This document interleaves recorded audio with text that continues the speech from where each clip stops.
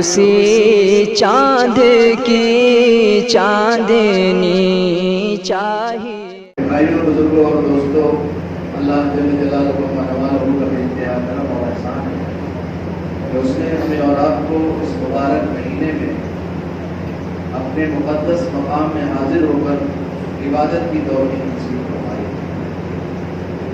یقیناً اس بات کی علامت ہے کہ پچھلے سال کے احوال کے مقابلے میں ضرور کچھ رونا دھونا ہوا ہے کہ اللہ نے آسانی پیدا فرمائی۔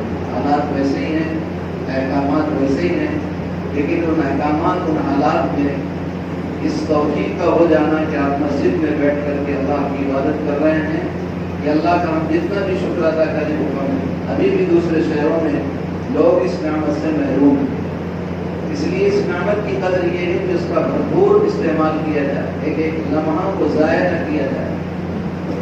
روزہ رکھنے کا منشا صرف بھوکا رکھنا نہیں ہے کہ آپ بھوکے رہو، ایک روٹین میں چل رہا ہے ہمارا روزہ۔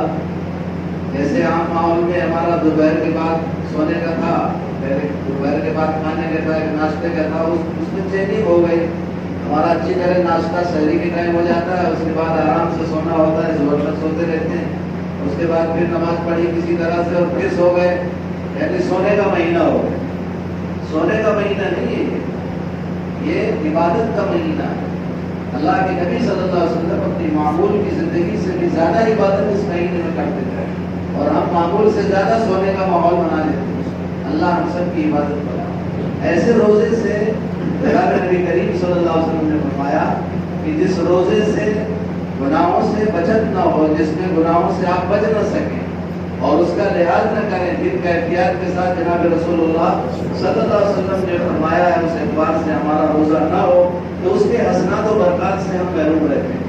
حضور اکرم صلی اللہ علیہ وسلم نے ایک مرتبہ فرمایا کہ بہت سے روزدار ایسے ہیں کہ جنہیں روزہ رکھنے میں بھوکے اور پیاسے رہنے کے علاوہ کچھ نہیں ملتا، کیونکہ یہ صبر کا مہینہ ہے، یہ ضبط کا مہینہ ہے۔ یہ جائز چیزوں سے جب اللہ نے روکا ہے تو جو ناجائز چیزیں ہیں اس کی اجازت تو کبھی نہیں ہو سکتی۔ جو غیر روزے میں جو چیزیں ناجائز ہیں وہ روزے میں تو اور زیادہ ناجائز ہو جاتی ہے، اور روزے میں تو بہت سی جائز چیزوں سے روک دیا گیا۔ کھانا جائز ہے لیکن روک دیا گیا، ہم نہیں کھا رہے ہیں۔ ایسے ہی میرے بھائی بزرگوں دوستوں، ہمیں روزے میں غصہ بہت آتا ہے، روزہ لگتا ہے نا، اس لیے کہا شہر الصبر، یہ صبر کا مہینہ ہے۔ روزے کے ذریعے سے انسان کے اندر جو قوتیں ہیں، دو قوتیں بہت خطرناک ہیں، ایک ہے قوت غضبانیہ، ایک ہے قوت شہوانیہ۔ یاد رکھیں، قوت غضبانیہ جس سے غضب پیدا ہوتا ہے، غصہ پیدا ہوتا ہے۔ غصہ کس چیز سے پیدا ہوتا ہے؟ خلاف واقع ہونے سے، اپنے مزاج کے خلاف ہونے سے بھی غصہ آتا ہے، اور حقیقت کے خلاف کچھ چیزیں ہوتی ہیں اس میں بھی غصہ آتا ہے۔ غصے کی شکلیں صحیح بھی ہوتی ہیں، لیکن حضور اکرم صلی اللہ علیہ وسلم نے صحیح موقع پر بھی غصہ کرنے سے منع فرمایا۔ یہ شہر الصبر، یہ صبر کا مہینہ، ضبط کا۔ میں آیا ابھی وضو کرنے کے لیے کھولا نل، 2-3 نل کھولا، بچے نے میں وضو کروا دیا۔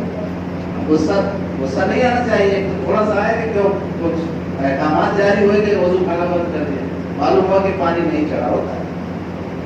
ان تمام چیزوں میں غصہ نہیں آنا چاہیے۔ ہوتا ہے کبھی کبھی گھر میں بھی بھول جاتا ہے آدمی، اوپر پانی نہیں چڑھا پاتا، تو ہمیں بھی حالات سے صلح کرنے کی عادت، ضبط، جس شخص میں ضبط اور ربط کا مادہ ختم ہو جاتا ہے وہ پورے ماحول اور معاشرے کو اس کے لیے چلانا مشکل ہوتا ہے۔ گھر کا ذمہ دار اگر اس صفت کا متحمل نہیں ہے تو گھر کی ذمہ داری کو نہیں چلا سکتا۔ مدرسے کا ناظم، مدرسے کا ذمہ دار اگر ان صفات کا متحمل نہیں ہے تو اس کو اچھی طرح نہیں چلا سکتا۔ مساجد کے ذمہ دار اگر اس کے متحمل نہیں ہے تو مساجد کے نظام کو نہیں چلا سکتا، ایک چھوٹا سا گھر کے نظام کو نہیں چلا جا سکتا۔ اس لیے اللہ تعالیٰ نے یہ مبارک مہینہ ہمیں دیا اسی لیے ہے کہ ہم قوت غضبانیہ اور قوت شہوانیہ کو کنٹرول کرنے کی طاقت ہم میں پیدا ہو۔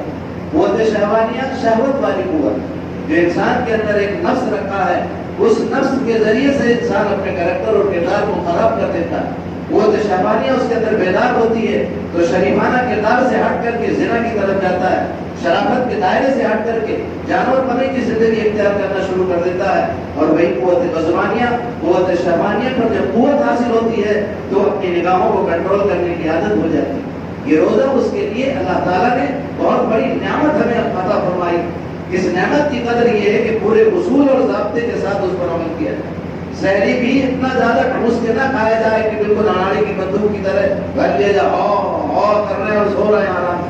نہیں، سحری مختصر سی سحری کی جائے تاکہ عبادت میں قوت حاصل ہو. جناب نبی کریم صلی اللہ علیہ وسلم نے کوئی بھی عمل فطرت کے خلاف نہیں بتایا ہے، کیونکہ انسان کی اتنی بڑی بہت زیادہ کیپیسٹی نہیں ہوتی ہے کہ کچھ نہ کھایا جائے. اس لیے سلنگ بغیر کسی سحری کے روزے رکھنے کو منع کیا گیا.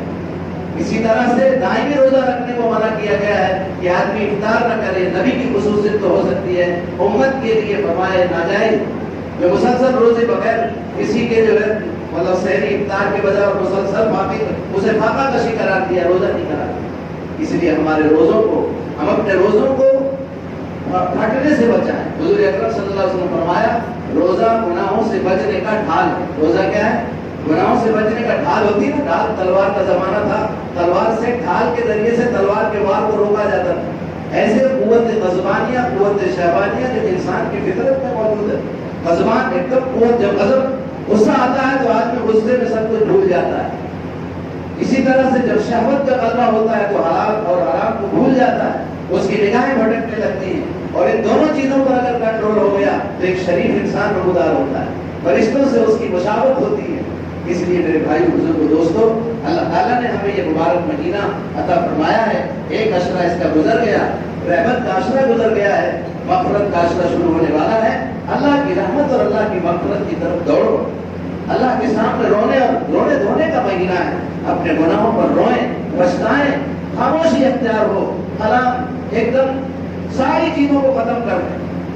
اپنی تمام چیزوں، انانیت کو، سب کو فنا کرنے کا مہینہ. اگر آپ نے ایک مہینہ فنائیت کے ساتھ گزار دیا، حدیث میں آتا ہے کہ اگر کوئی کسی سے بحث ہو جائے تو فَلْيَقُلْ أَنَا صَائِمٌ، اسے چاہیے کہ وہ کہے میں روزہ ہوں. یعنی جائز چیز میں گھر میں بھی اگر بیوی سے تکرار ہو جائے، بچوں سے تکرار ہو جائے، پہلے خاموش رہو بھائی میں روزہ ہوں. غصہ کنٹرول کرنا، میں روزہ ہوں. کسی بھی چیز میں ذرا سا غصہ آئے فوراً آدمی تصور کرے کہ میرے آقا جناب محمد رسول اللہ صلی اللہ علیہ وسلم کا فرمان ہے، علاج بتایا ہے آپ صلی اللہ علیہ وسلم نے کہ جب بھی تمہیں غصہ آئے تو کہو بھائی خاموش رہو میں روزہ ہوں. جواب مت دو، بعد میں دیکھ لیں گے، رمضان کے بعد دیکھ. کوئی مسئلے مسائل، کوئی جھگڑے لپڑے والے بھی ابھی کچھ نہیں. غیبت سے، چغلی سے، جھوٹ سے، تمام چیزوں سے اپنے آپ کو بچانے کی کوشش کریں. یہ رمضان کا مہینہ شریف انسان بنانے کا مہینہ ہے. شریف النفس، نفس کی ساری شرارتوں کو توڑنے کا مہینہ ہے. اگر ایک مہینہ ہم نے پابندی کے ساتھ نفس کی مخالفت کی اور روح کو اپنی طاقتور بنا دیا تو انشاءاللہ آئندہ آنے والا جو مہینہ شوال سے شروع ہوگا ہمارا برکت والا مہینہ ہوگا، رحمت والا. اور اس طرح سے رحمت اور برکت والی زندگی جس طرح رمضان کے سائے میں ہم جی رہے ہیں اسی انداز سے اللہ ہمیں جینے کی توفیق عطا فرمائے. قرآن کا مہینہ ہے، ذکر کا مہینہ ہے، خوب اللہ کے سامنے رونے دھونے کا مہینہ. روئیں خوب اللہ کے سامنے. رونا نہ آئے تو رونے کی شکل بنا لو. جناب نبی کریم صلی اللہ علیہ وسلم نے فرمایا باکو او تباکو. بعض لوگ یہ سوچتے تھے وہ کیسا مختاری کر رہا ہے، اس کو رونا بھی نہیں آتا پھر بھی اے اللہ ایسا کر رہا ہے. بات مذاق کرتے ہیں، سمجھتے نہیں. حدیث کی نظر نہیں، حدیث پہ ان کی. جناب نبی کریم صلی اللہ علیہ وسلم نے فرمایا اگر رونا نہیں آتا تو رونے کی شکل بنا کر کے اللہ کے سامنے. کس طرح ہم دنیا کے بادشاہوں کے سامنے جو اللہ کے سامنے پلے درجے کے بھکاری ہیں ان کے سامنے ہم کیسا گڑگڑاتے ہیں، صاحب سر اتنے سر کرتے ہیں کہ سر کی پوری تسبیح ہو جاتی ہے. وہاں کوئی نہیں مذاق اڑاتا کہ کیا یار ایک دفعہ ہو گیا سر بول دیا. سر ایک صاحب کو میں نے فون میں دیکھا، آس میں کھڑے تھے، بات ہو رہی تھی ان کی، کم سے کم 15-20 مرتبہ تو اس نے بولا سر میں کیا ہے یار ہو گیا ایک مرتبہ بول دیا. اگر اعتراف ٹھیک ہے تو حکام کا ادب کرنا چاہیے، لیکن اتنا تم سرسرا رہے ہو کہ پوری تسبیح پڑھ دی ہے تم نے. تو ہم دنیا کے سامنے تو بہت سرنڈر ہو جاتے ہیں، اپنی معمولی سی ضرورت کے لیے اتنا سرسراتے ہیں کہ دوسرے کو سننے میں بھی برا لگتا ہے. لیکن رب کائنات کے سامنے جو سارے جہان کا پالنہار ہے، جو جس کے سامنے بڑا سے بڑا بادشاہ بھکاری ہے، اس خدا کے سامنے، اس اللہ کے سامنے ہمیں رونے کی شکل بنانے میں بھی شرم آتی ہے. اللہ ہم سب کو معاف فرمائے. اس لیے میرے بھائی بزرگ دوستو، اللہ کا جتنا بھی شکر ادا کریں کم. ہمارے یہاں ماشاءاللہ کئی جگہوں پر قرآن ہو رہا ہے، مختلف جگہوں پر 10 دن میں 7 دن میں ہمارے یہاں مدرسے میں ہوا، ابھی روز ختم ہو رہا ہے. اللہ کا شکر ادا کریں. ہمیں ابھی کل بھی ایک جگہ ختم ہوا، بہت یہ آج سے 32 سال پہلے ذہن جاتا تھا، ایسا ماحول تھا کہ حافظ ڈھونڈنے کو نہیں ملتے تھے۔ آج مینوفیکچرنگ آپ کا مدرسہ آپ کے سامنے، جو آپ کی فیکٹری ہے، اس فیکٹری کا مال آپ کے سامنے سپلائی ہو رہا ہے، آپ اس کو دیکھ دیکھ کر کے خوش ہوں گے۔ جن کی بھی قربانیاں جن کی لگی ہیں، جو اراکین ہیں، جو جاتے ہیں، اور کھنڈوا کا ہر بچہ مدرسے سے جس کا تعلق ہے، ماشاءاللہ اکثر مسجدوں میں امامت کر رہے ہیں بچے، اکثر جگہ تراویح اپنے بچے آپ کے پڑھا رہے ہیں۔ اس لیے اس مدرسے کو اور سارے مدرسوں کی بھی آپ کو فکر کرنا۔ مدارس ہمارے پاور ہاؤس ہیں، مساجد ہمارے ایمان کے پاور ہاؤس ہیں، اس لیے اللہ تعالی ہم سب کو نبی رحمت حضرت محمد صلی اللہ علیہ وسلم کے طریقے پر عمل کرنے کی توفیق